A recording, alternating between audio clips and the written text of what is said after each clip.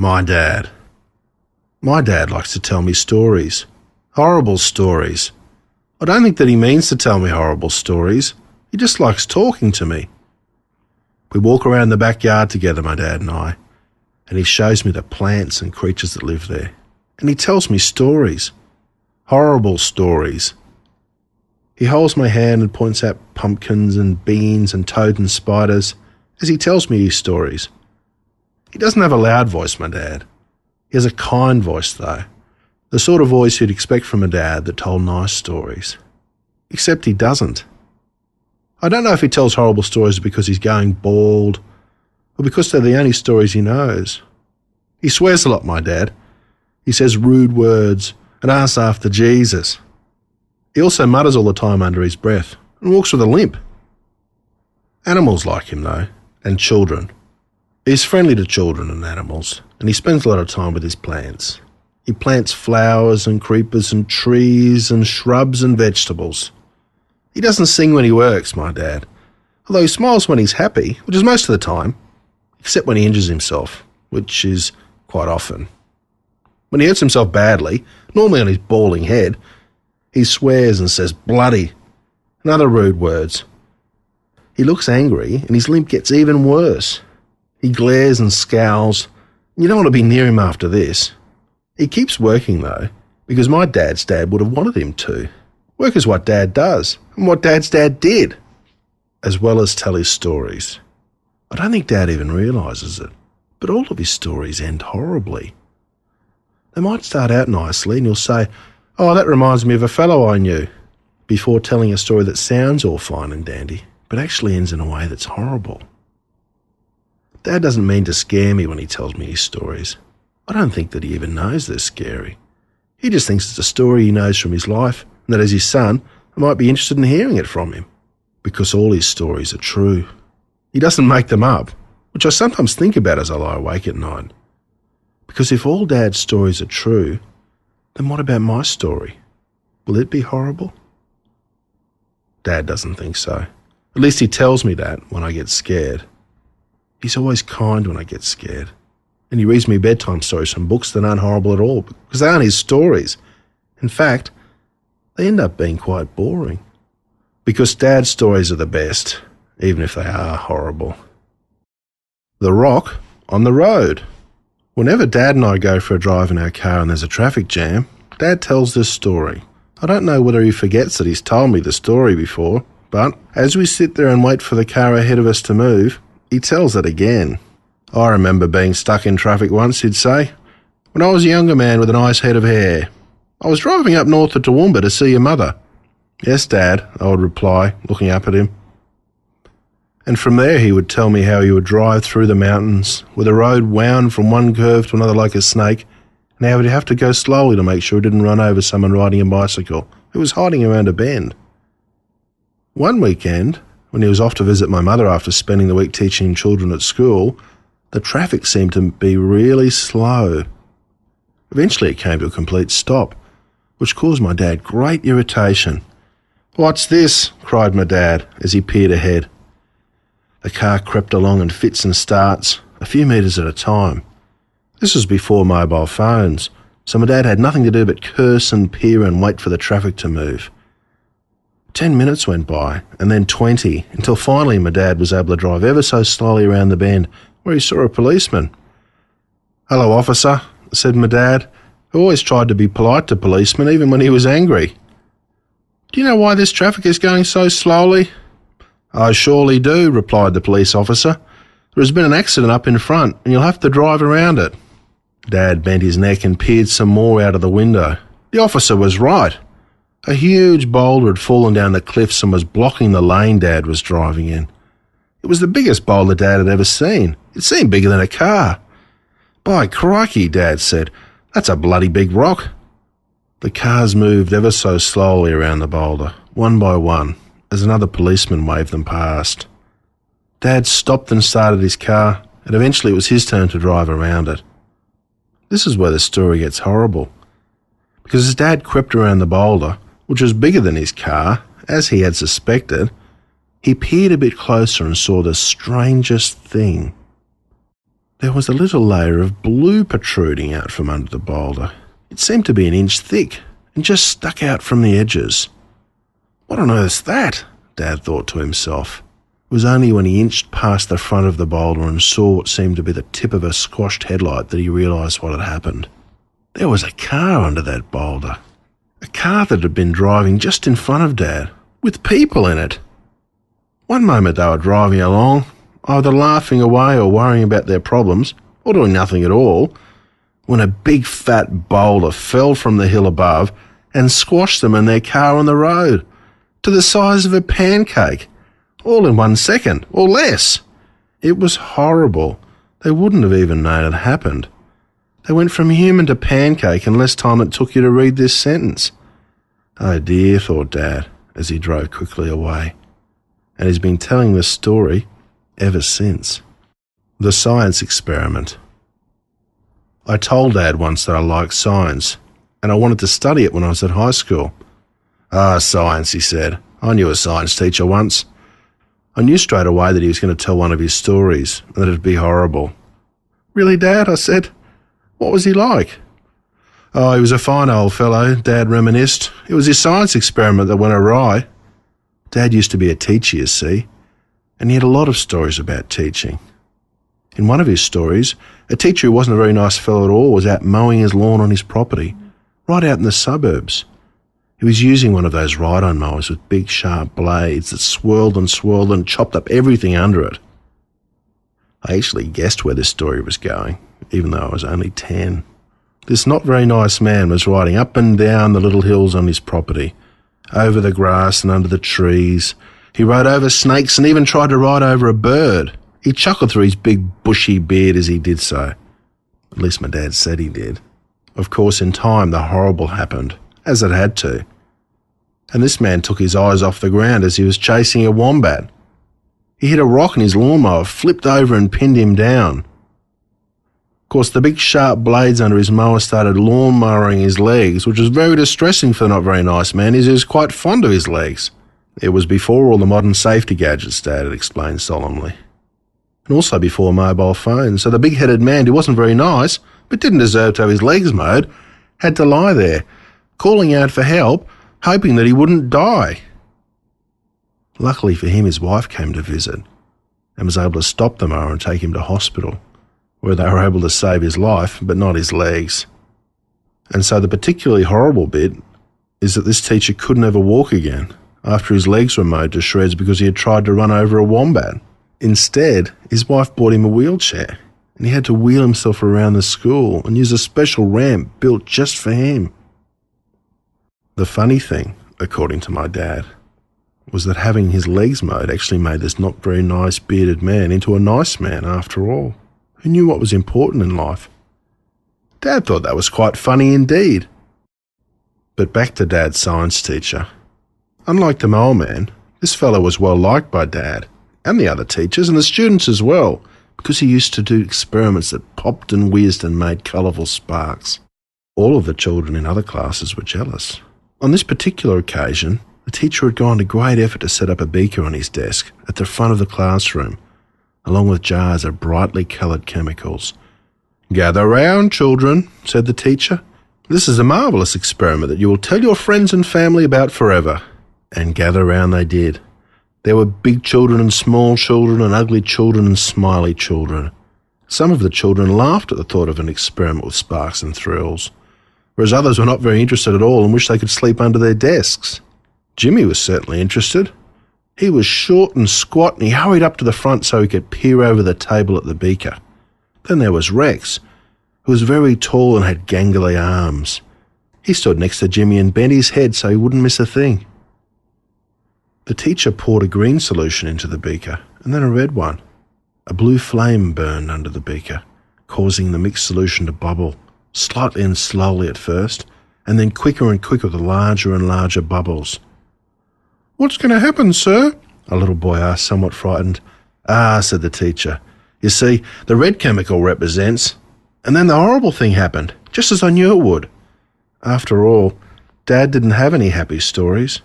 The beaker exploded. It exploded with such force that the headmaster, who was 3 buildings away, heard it and knocked over his tea. It exploded with such force that Rex, who was tall and gangly, had razor-sharp slithers of glass blow right across his stomach, which tore a nasty hole in his middle section, and meant that he had to go to hospital so doctors could save his life. And for little Jimmy, who was peering with all his might over the table to see what would happen, it exploded with such force that the top of his little head got blown right off, and he died, along with the teacher. It was horrible. And that story from my dad is why I don't want to study science when I go to high school. The eye and the twig. I like playing outdoors. Most boys do. I take my bike and ride all over the place, hunting for turtles and lizards and mischief, which is fine by me mum, as long as I'm home by 6. The one thing mum doesn't like, though, is when I hurt myself, like I did the time I got grit in my eye when I was making mud bombs to use in a trap for my sister. Mum didn't like that. "Your eyes are precious, David," she would say as she dabbed out the mud with a tea towel. Dad, of course, didn't tell me that my eyes were precious. Instead, he told me stories about eyes of people he knew. Horrible stories, like the story of when he went on school camp back when he was a teacher. He went over to Moreton Island with a group of children for a school outing. They caught the barge and saw a hammerhead shark and camped on the beach. They had a wonderful time and even got to eat stale chips for free at the one store in the middle of the island. It was only when they went hiking into the rainforest that things got horrible. There were leeches everywhere, and although one boy didn't know it, he got a little leech on his face. No big deal, really, a little leech. They're so tiny you can normally just flick them off with your finger. It was only a big deal because this leech wriggled its way around the side of this little boy's face and into his eye socket as he merrily hiked his way across Moreton Island with his classmates. He didn't even notice it was there. It was so little. The only problem with little leeches is that once they start sucking your blood, which is what leeches do, they get bigger. Normally that's how you find them, as bloated as a leech. Bloated with your blood, which they have just sucked out of you with their fangs. You then have to get them off, sometimes with salt, sometimes with a little peel and a scream.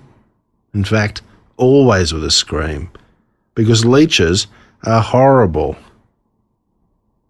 But that isn't the horrible part of this story. The horrible part is that the leech had actually managed to wriggle its way around to the back of this little merry boy's eye. That's right, the back. Once it was there, the leech then proceeded to do what leeches do. It drank the boy's blood, which made the leech fat, very fat. A fat leech cannot fit very well where a thin leech can. A fat leech cannot fit very well behind a merry boy's eye. In fact, the merry boy became more and more agitated the bigger the leech became, because the leech was by then on the back of the boy's eyeball, right next to his brain. It's not a place that things normally go, especially fat things. But if you think the boy was agitated as the leech got fatter, you should have heard him scream when a teacher told him he could see a leech at the back of his eye, but it was so fat that nobody could get to it. The leech was stuck behind this boy's eye and next to his brain, a fat leech. It was horrible. The screaming boy had to go to hospital for emergency leech eye surgery. He survived, but it was horrible. That isn't, of course, the most horrible eye story Dad told me. He always has another story. The most horrible eye story involved a boy who was out playing with his friend, and his friend happened to be my dad. Dad and this boy were out playing on the streets of Newcastle, which is where Dad grew up. It was the same park where Dad's sister Megsie had found half a child's finger on a swing where it had been ripped off. According to Dad, she took it home to her mother in a matchstick box. Her mother was disgusted and threw it away. Horrible. So they were playing, Dad and his friend, in this finger park, having a good time, running about and laughing, tackling each other and bumping into things, like healthy children should. It was then that Dad's friend ran past a tree and got poked in the eye by a twig. No big deal, it was just a poke. Nobody likes being poked in the eye, but apart from it being a bit red, Dad's friend was able to keep playing for a while until he declared he wanted to go home, which he did. It was only later that night that he complained to his mother that his eye was a bit sticky. and he was blinking all the time. His mother was concerned, as good mothers are, but told her son to sleep on it overnight, and they would go to the doctors in the morning if it was still bothering him. And so Dad's friend went to sleep like his mother said, and got up in the morning to see if his eye was still bothering him. As it turned out, he was bothered by it in the morning. Quite a bit. Because his eye had drained out onto a pillow during the night. All he had left was an empty eye sac where his lovely eye used to be. Absolutely horrible. Which is why, according to my dad, it is all fun and games until someone loses an eye.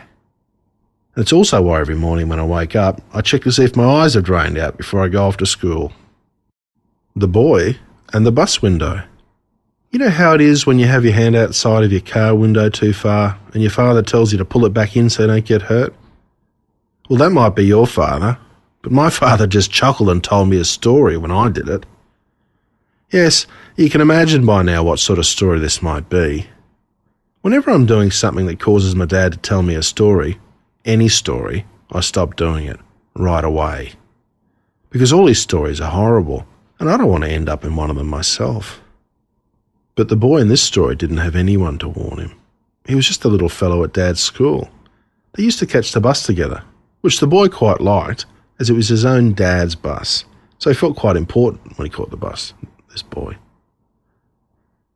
On this one day, the day of my dad's story, my dad and this boy were getting on the bus after school. As usual, the boy was quite proud to be on the bus, and he was helping his dad guide the bus past a sign. "How far, son?" the boy's dad called out from the front of the bus. The boy stretched his head out of the bus. You could do that with bus windows in those days, and took a good look. "You've got heaps of room," said the boy, loudly, so the other children could hear. "Beauty," thought the dad, before putting his foot down on the accelerator. Snap went the boy's neck as it caught the sign, which was closer than either the boy or the boy's dad realised. Horrible. Dad was one of the children who ran from the bus screaming when the boy lurched back, dead in his seat, eyes bulging and neck bent at an impossible angle.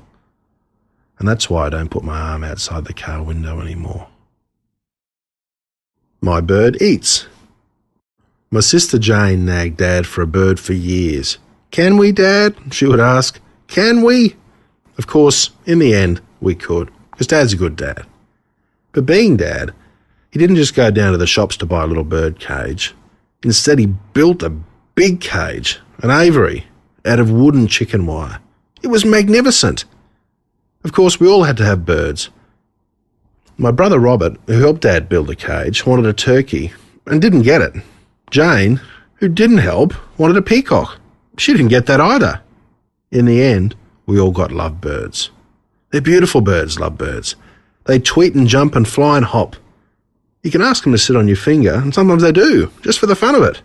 I had a yellow lovebird. I named him Eats. I didn't know why I named him Eats, but he was mine and I loved him. We used to spend all our time together, Eats and I. At least when I wasn't spending time with my dog, Jacko.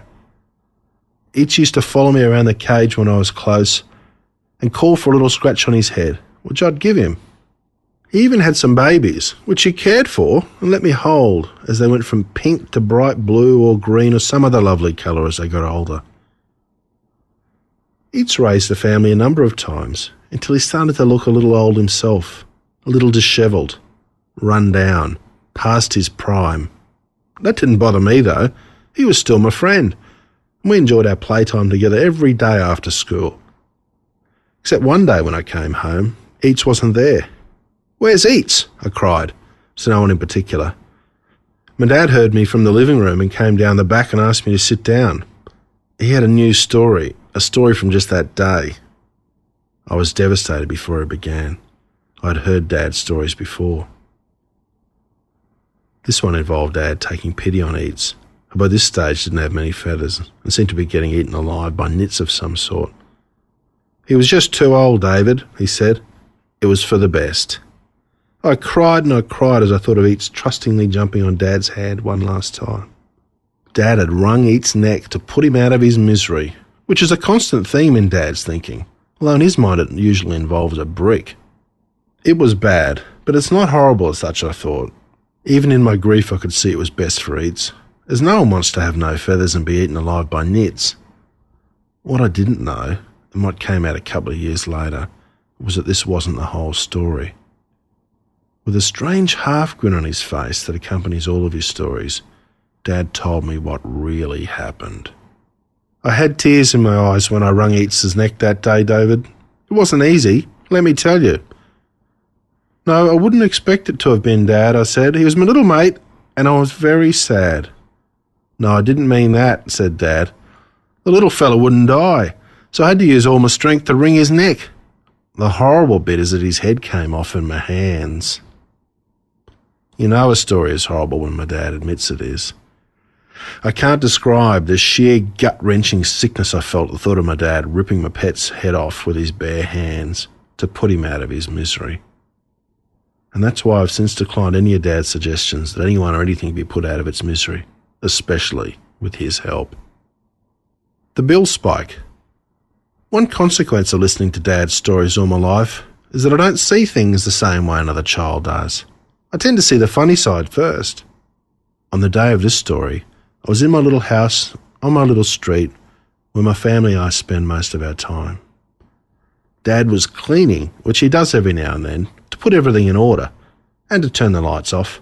He hates us wasting electricity. So Dad was going from room to room, humming and cleaning and turning lights off when he came to a desk in my mum's study. On the desk was one of those big bill spikes that people can spike paper bills onto one by one, where they stay until the bills are paid. Now, Dad didn't think anything of this bill spike, because at that stage he didn't know it was in his own story. If he had known, he might have been more cautious. But he didn't. And so, spotting a dollar coin on the floor next to the desk, Dad bent over with all his might to pick it up. All of his might.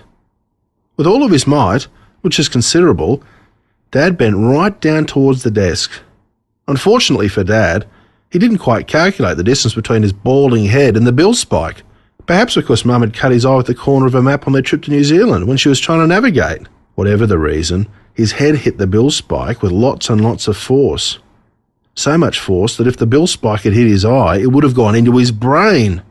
And to use his words, put him out of his misery. It didn't, though. It hit him right in the forehead, just under his bald patch. This was quite a shock to me, poor old Dad. It was not used to being his own stories in this way, after all. "Ah!" he cried in horror, because it is quite horrible having a bill spike stuck in your head. "Ah!" he cried again, as he stood up with the bill lodged in the bone of his skull. "Ah!" he cried as he ran through the room in even greater distress, as all he could see was the telephone company bill hanging off the spike right in front of his eyes. "Ah!"